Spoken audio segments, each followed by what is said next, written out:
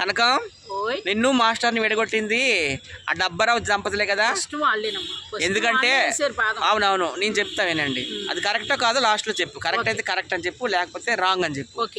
ఒకసారి వైజాగ్ ఈవెంట్కి తీసుకెళ్ళానండి. డబ్బరావు దంపతుల్ని, అలాగే మాస్టర్ దంపతుల్ని, అలాగే ఉప్పుల బాలు నేను వెళ్ళాము. మొత్తం 10 మంది వెళ్ళాము.